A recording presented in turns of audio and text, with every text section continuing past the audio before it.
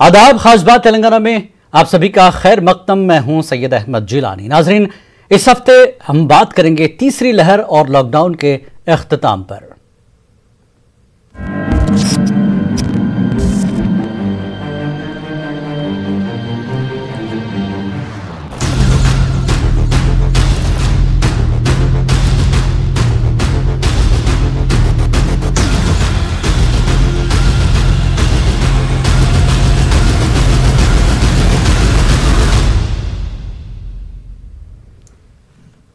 नाजरीन, तेलंगाना में लॉकडाउन बर्खास्त कर दिया गया है। आज प्रगति भवन में मुनक्किदा काबीनी इजलास में यह फैसला लिया गया।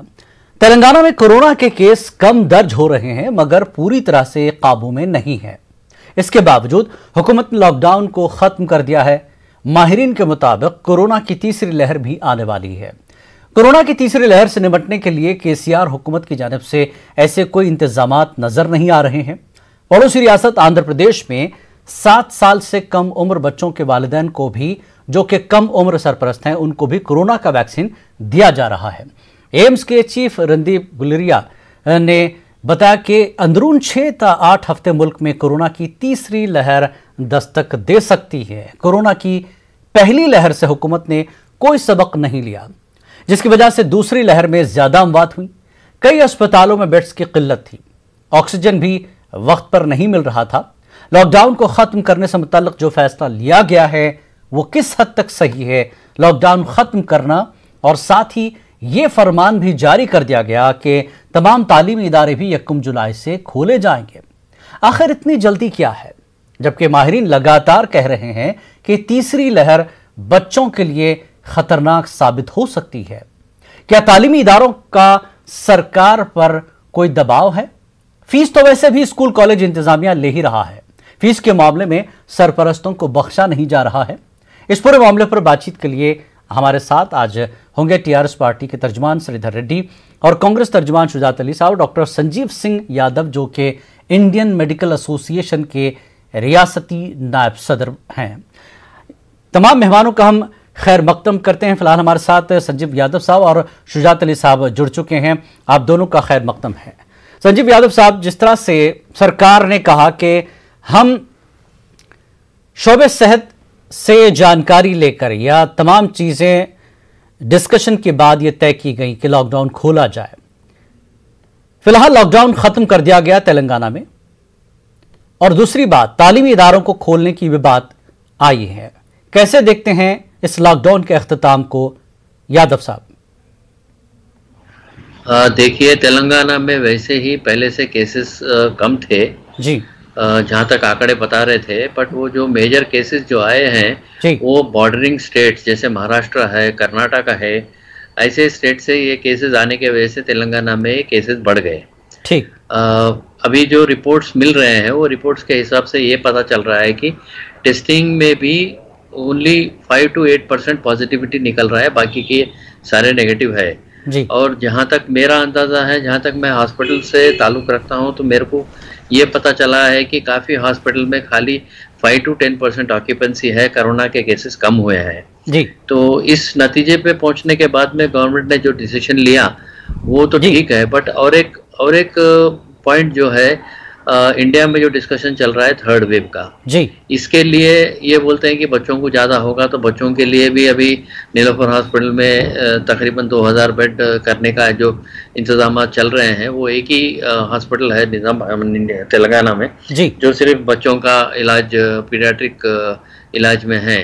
काफ़ी नर्सिंग होम्स और काफ़ी हॉस्पिटल्स भी है, बट स्पेसिफिक पीडियाट्रिक हॉस्पिटल्स काफ़ी कम है के हिसाब से। अभी मेरा अंदाज़ा था कि सीएम साहब नाइट कर्फ्यू चलाएंगे, बट नाइट कर्फ्यू रखने से कुछ ज़्यादा फायदा नहीं दिख रहा होगा गवर्नमेंट के आंकड़े, क्योंकि आंकड़े सारे उनके पास रहते हैं। हमारे पास तो सिर्फ अजम्पशंस और कैलकुलेशंस रहते, जो हमको लोगों से इंफॉर्मेशन मिलती वो हिसाब से रहता। तो ये एक इम्पॉर्टेंट फैक्टर है कि चलो लॉकडाउन तो निकल गया, बट मेरे तरफ से मैं तो पब्लिक को यही ताकीद करना चाह रहा हूँ कि कोविड बिहेवियर अभी भी चलना चाहिए। आप अभी भी अपना मास्क पहन के रहना चाहिए। बिल्कुल लॉकडाउन खत्म हुआ है, कोरोना खत्म नहीं हुआ है, खत्म नहीं हुआ। बिल्कुल हमारे साथ शुजात अली साहब भी कांग्रेस के तर्जुमान मौजूद हैं। वैक्सीनेशन, शुजात साहब, जिस वक्त कोरोना के रियासत में 150 करीब, यानी जब हमने एक डिबेट किया था, कोरोना के केसेस बिल्कुल ना के बराबर थे, यानी करीब 95-97 और करीब 100-125 केसेस हो रहे थे। अब 1400 से ज़ायद केसेस देखने को मिल रहे हैं। ऐसी सूरत में पूरी तरह से लॉकडाउन का ख़त्म करना और 150-200 केसेस के फौरी बाद लॉकडाउन लगा देना, क्या कैसे तज्जिया करें, कैसे देखते हैं इस लॉकडाउन के इख्तिताम और लॉकडाउन के लगा देने को पिछली बार के?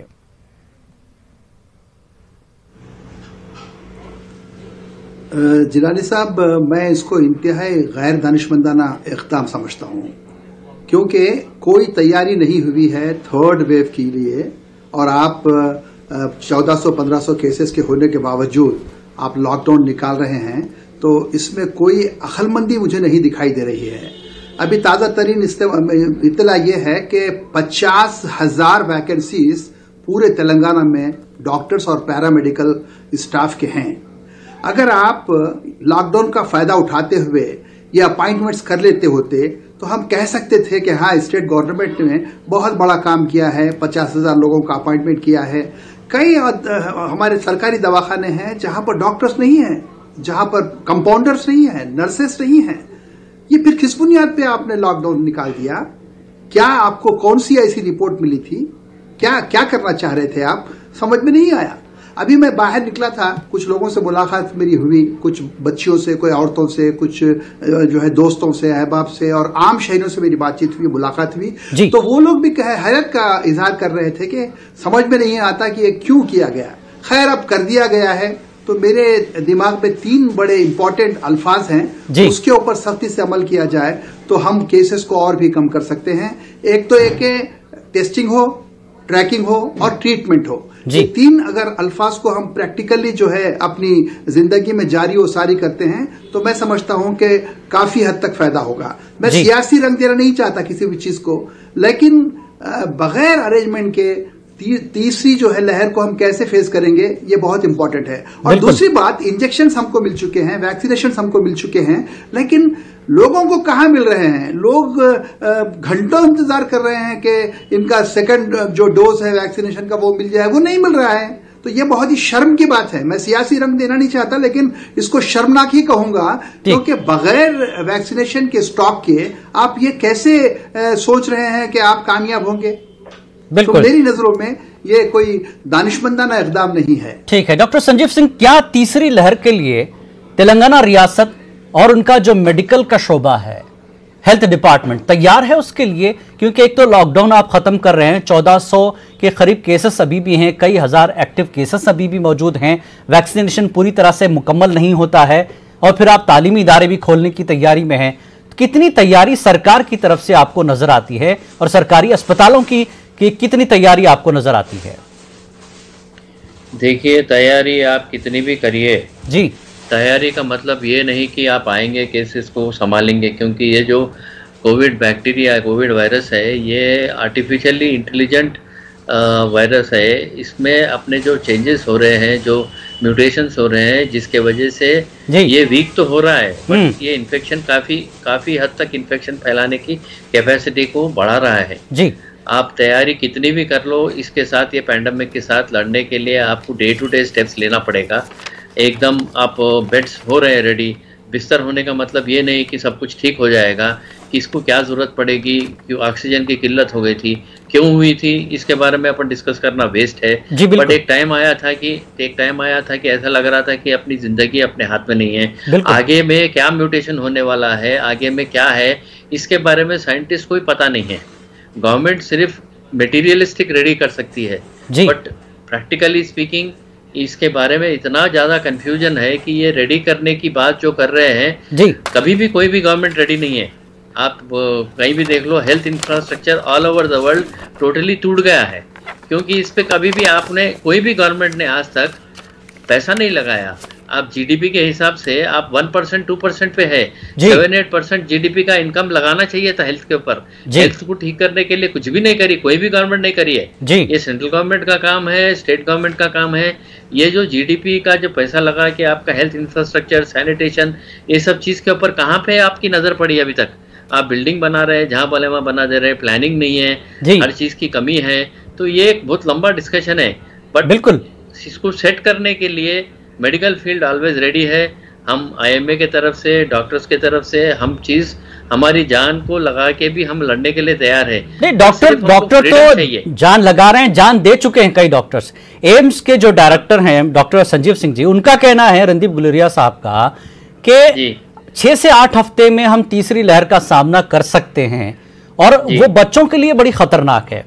तो ऐसे में क्या एजुकेशन के लिए बच्चों को तैयार करना, स्कूल्स का, कॉलेजेस का खोलना 1 जुलाई से, जबकि 1 जुलाई ही, अब क्या जून तो खत्म हो ही रहा है, 1 जुलाई और अगस्त तक ये जो है लहर आ सकती है, ऐसा कहना है। तो ऐसे में हम क्या तालीमी इदारों को खोल सकते हैं, बच्चों के लिए रिस्क ले सकते हैं?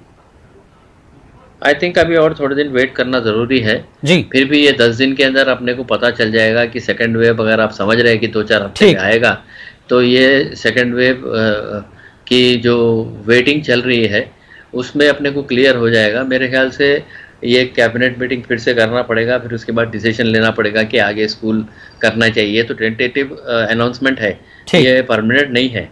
बट मेरे हिसाब से आप ये क्लब्स को, बार्स को, पब्स को, इनको परमिशन अभी नहीं देना, क्योंकि यहाँ पे काफ़ी नज़दीक बैठते हैं लोग, स्प्रेड होने के चांसेस काफ़ी रहते हैं।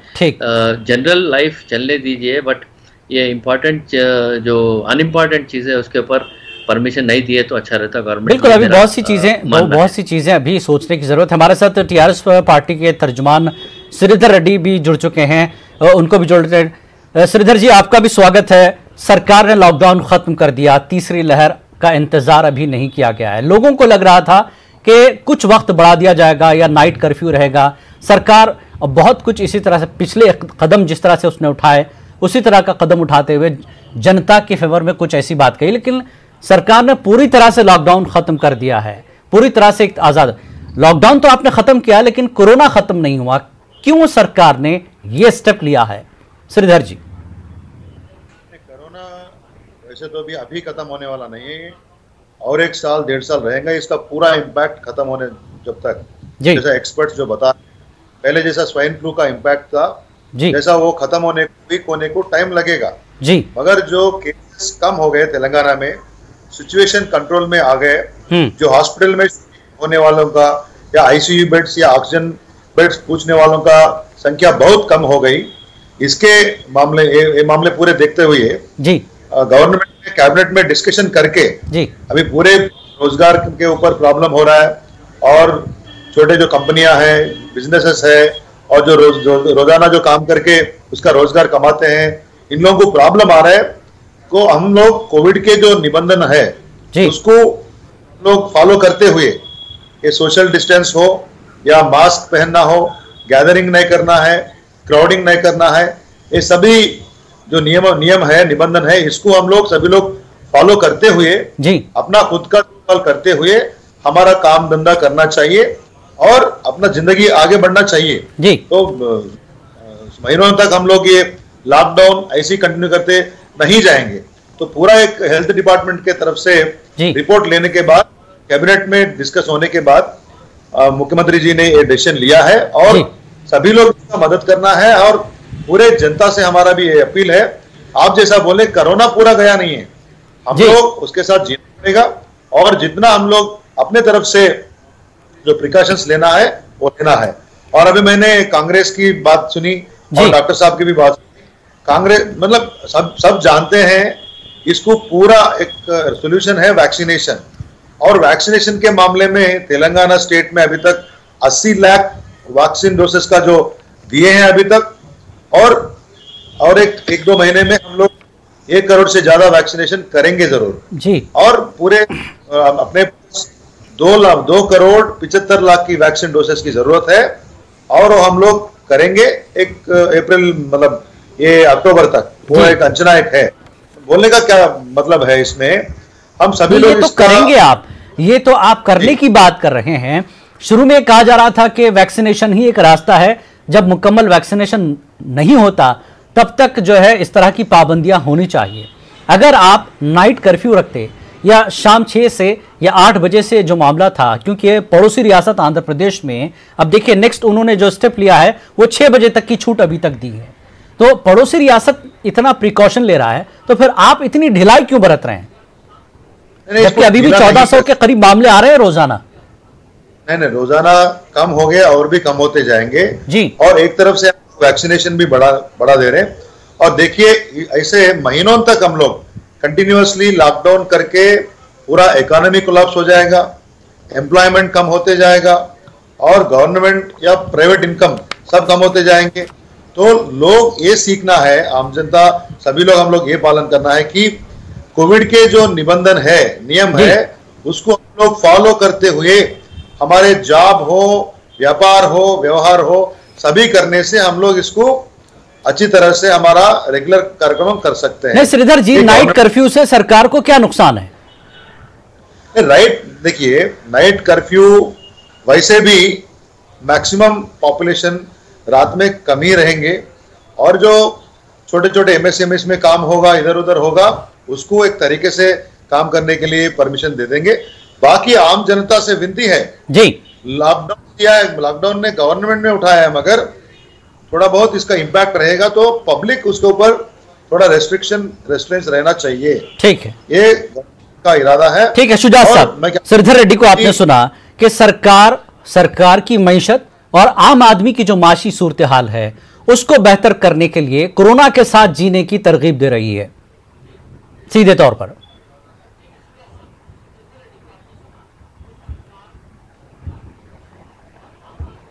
देखिए, बहुत ही सिंपल बात है, लोग लॉकडाउन को अपनी जिंदगी का हिस्सा बना चुके हैं और ये बड़ी अच्छी साइन है कि लॉकडाउन को इम्प्लीमेंटेशन जो किया जा रहा है बहुत अच्छे ढंग से किया जा रहा है। जब आप लॉकडाउन खत्म कर देंगे तो शादियां बड़े पैमाने पे होंगे, बार में जो है बहुत सारे दोस्त अहबाब होंगे, नशे का मामला चलता रहेगा। जहां जहां पर गड़बड़ी की जो है गुंजाइश है वो रात ही में होती है। बड़ी बड़ी जो है पार्टियां होंगी, 5 स्टार होटल्स पे होंगी और छोटे छोटे शादी खानों में होंगी। बहरहाल पार्टियों को आप रोक नहीं सकते ना, लॉकडाउन आप निकाल दिए, कर्फ्यू नहीं है, पाबंदी नहीं है, तो आप कैसे कंट्रोल करेंगे?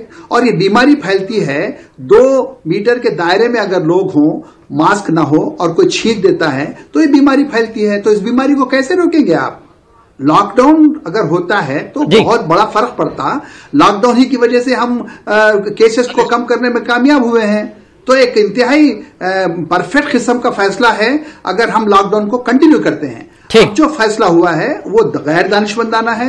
मेरी नजरों में कोई खिदमत नहीं हो रही, जनता की, आवाम की खिदमत नहीं हो रही, बल्कि उनको मुसीबत में डाला जा रहा है। जी श्रीधर रेड्डी जी, पिछली बार दूसरी लहर के समय में 300-400 केस तक हम पहुंच रहे थे, तब फौरी लॉकडाउन लगा दिया गया था तेलंगाना में। अब 1400 केसेस अभी भी है और कई हजार एक्टिव केसेस हैं। उसके बावजूद कुछ वक्त के लिए और ये खींचा जा सकता था, कुछ पाबंदियां रखी जा सकती थी।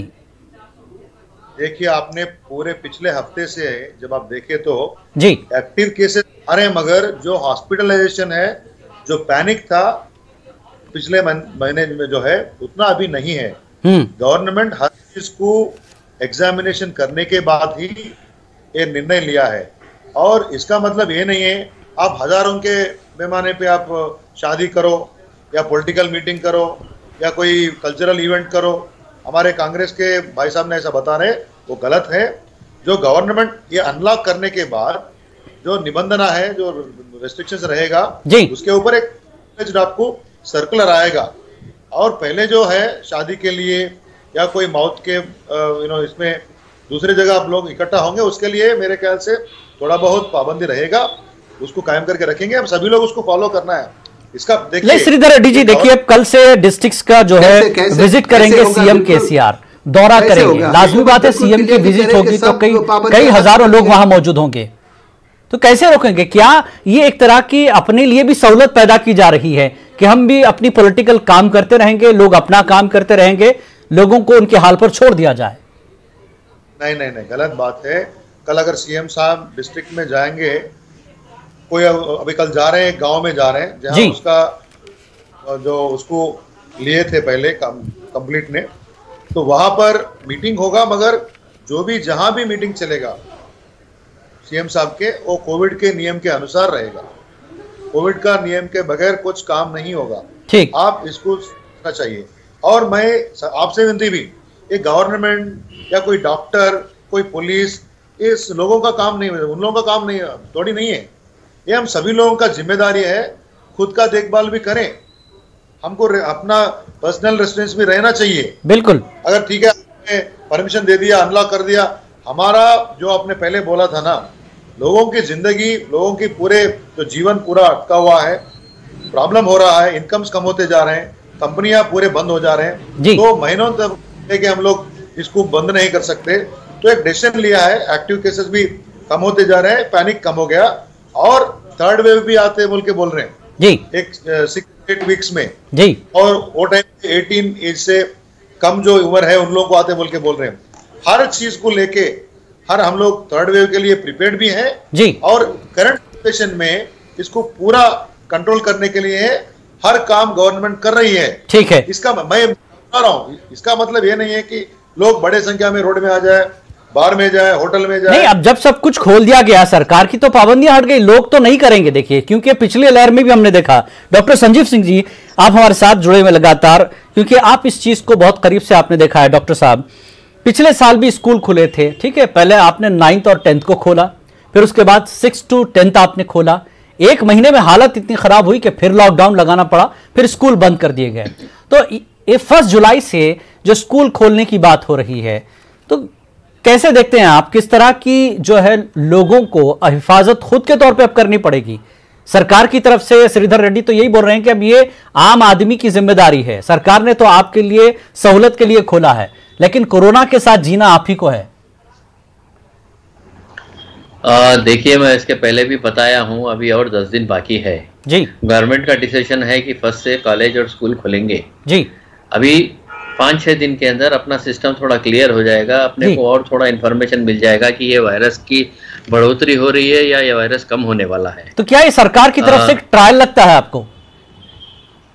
आजकल हर चीज ट्रायल ही है जी। और जो भी डिसीजंस हो रहे हैं वो ट्रायल एंड एरर मेथड से ही हो रहा है, क्योंकि कोविड बैक्टीरिया अपने को वायरस ये नहीं दिखा रहा है कि ये क्या करने वाला है। It looks to be a trial method and मेरे हिसाब से थोड़ी देर और वेट कर लेते और 1 जुलाई चला जाता तो उसके बाद स्कूल कॉलेज खोलते तो बच्चों को भी जब तक क्लियर हो जाता कि थर्ड वेव का कोई इफेक्ट होने वाला है या नहीं होने वाला है। जी। डॉक्टर साहब, मैं आपसे ये भी गुजारिश करूंगा, क्योंकि आपका कोई पार्टी से लेना देना तो है नहीं, लेकिन लोगों को आप क्या सलाह देंगे, चाहे वो स्कूल के बच्चे हों या फिर दूसरे आम लोग हों? लॉकडाउन खत्म जरूर हुआ है, कोरोना खत्म नहीं हुआ है, तो ऐसे में एक्टिव केसेस कम हैं, केसेस कम आ रहे हैं, लोग कहीं ये जहन न बना ले कि मामला खत्म हो रहा है, हम आजादी से खुलकर जी सकते हैं। तो ऐसे लोगों के लिए क्या एडवाइस करेंगे आप अभी?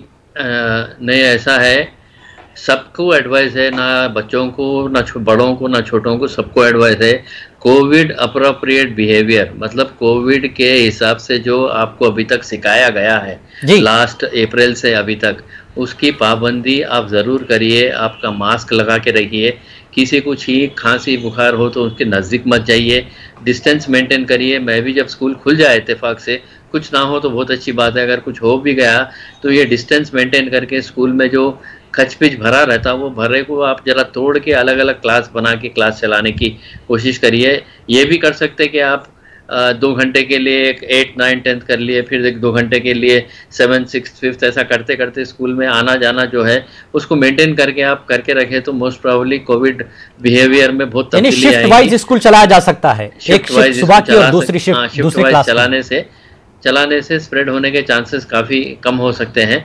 और ये जो बच्चों को आजकल अभी क्या है, पहले बच्चे थोड़ा सुनते नहीं थे, आजकल ये साल भर में बच्चों को भी आइडिया आ गया कि क्या क्या होने वाला है, क्या क्या तकलीफ होने वाली है, इसीलिए उनका बिहेवियर पैटर्न भी काफ़ी बदल गया जी। अभी रही बात जनरल पॉपुलेशन की, जनरल पॉपुलेशन में सब मतलब दिन भर मैं रोज हॉस्पिटल जा रहा हूँ, देख रहा हूँ इतनी ट्रैफिक है सुबह से शाम तक। बिल्कुल मेरा एक ही मशवरा है कि जितना जरूरत पड़े उतना ही निकलिए, नहीं जरूरत पड़े तो मत निकलिए।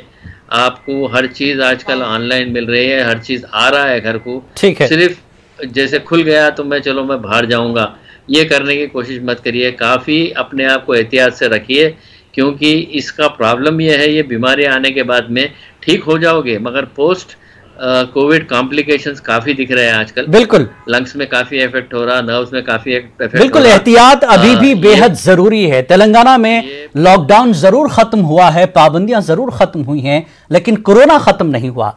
आपने कोरोना में पिछले 2 साल से जो सीखा है उस पर अभी भी पाबंदी के साथ, पूरे कवायद, पूरे ज़वाबित के साथ आपको अमल करना है, तभी आपकी जिंदगी आपके हाथ है। तो बहरहाल सरकार ने आपकी जिंदगी आपके हाथ दे दी है। अब आपको तय करना है कि आपको इसमें किस तरह से पाबंदियों के साथ जीना है और जिंदगी को भी चलाना है। तो बहुत बहुत शुक्रिया आप तमाम मेहमानों का इस पूरे मुद्दे पर बात करने के लिए। और आगे बढ़ेंगे। कोरोना वबा के दौरान बाहमी इमदाद और इन्हिसार का जज्बा मुस्तहकम हुआ है। मुल्क इस वबा से मुत्तहिद होकर मुकाबला कर रहा है। टीकाकारी के ऐलान के बाद हम बेहतर ताउन करें जिससे हम कोरोना को मात देने की जानिब कदम बढ़ा सकें। नेटवर्क 18 इस मुहिम में हर कदम पर आपके साथ रहेगा। जब तक सभी महफूज नहीं, तब तक कोई महफूज नहीं होगा। इसी सोच की बुनियाद पर हमारी मुहिम संजीवनी का मकसद ये यकीनी बनाना है कि वैक्सीन पाना सभी हिंदुस्तानियों का हक है।